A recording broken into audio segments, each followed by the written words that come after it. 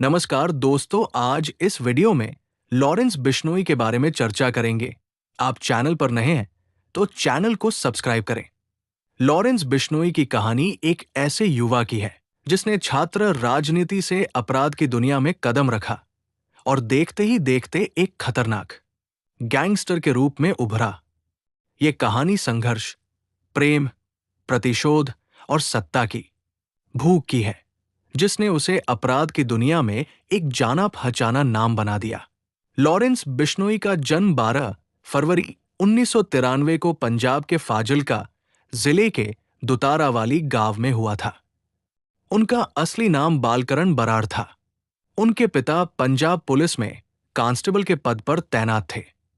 प्रारंभ में उनका जीवन सामान्य था, लेकिन छात्र जीवन में ही उन्होंने राजनीति में रुचि लेना शुरू किया। लॉरेंस ने अपनी प्रारंभिक शिक्षा गांव में ही प्राप्त की और बाद में पंजाब विश्वविद्यालय से कानून की डिग्री प्राप्त की। विश्वविद्यालय में दाखिले के बाद उन्होंने छात्र राजनीति में सक्रिय भागीदारी शुरू की।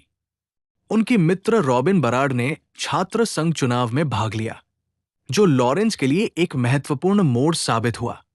लॉरेंस की अपराध की दुनिया में एंट्री 2010 से 2012 के बीच हुई, जब उन्होंने चंडीगढ़ में कुछ आपराधिक गतिविधियों में भाग लिया।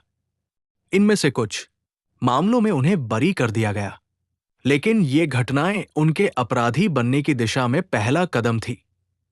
2014 में उन्होंने राजस्थान पुलिस के साथ एक सशस्त्र मुठभेड़ की, जिसके परिणाम स्वरूप उन्हें गिरफ्तार कर लिया गया।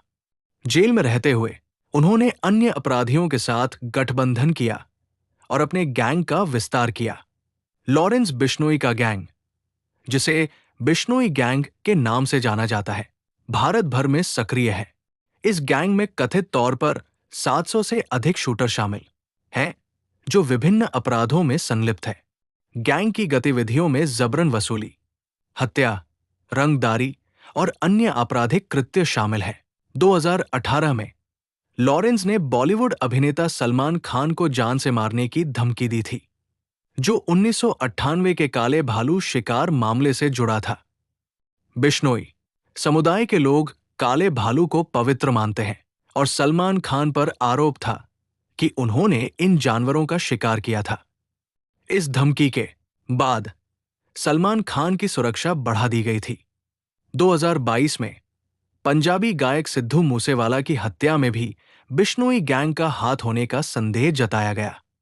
हालांकि लॉरेंस ने इस हत्या की जिम्मेदारी ली थी, लेकिन पुलिस ने इस मामले में उसकी संलिप्तता की पुष्टि नहीं की।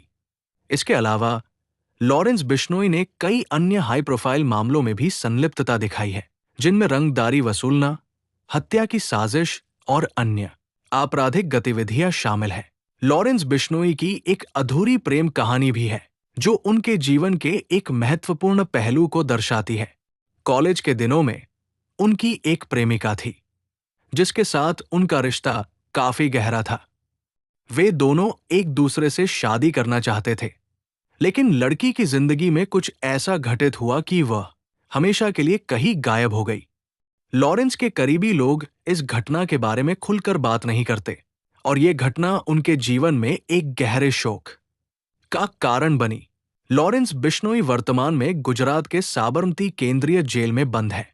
उन पर जबरन वसूली, हत्या और अन्य गंभीर अपराधों के 75 से अधिक मामले दर्ज हैं। जेल में रहते हुए भी वो अपने गैंग के संचालन में सक्रिय हैं और विभिन्न माध्यमों से अपने सहयोगियों से संपर्क बनाए रखते हैं। उनके गैंग के सदस्य विभिन्न राज्यों में सक्रिय हैं और आपराधिक गतिविधियों में संलिप्त है। लॉरेंस बिश्नोई की कहानी एक ऐसे युवा की है जिसने अपने जीवन में कई उतार चढ़ाव देखे। छात्र राजनीति से अपराध की दुनिया में कदम रखने के बाद उन्होंने अपने गैंग को एक अंतर्राष्ट्रीय स्तर पर पहचान दिलाई।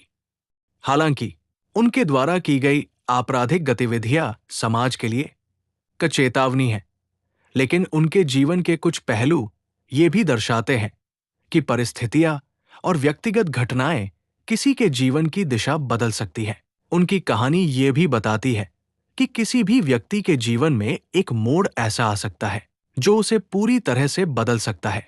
लॉरेंस बिश्नोई का जीवन इस बात का उदाहरण है कि कैसे एक व्यक्ति की परिस्थितियां और व्यक्तिगत अनुभव उसे अपराध की दुनिया में धकेल सकते हैं।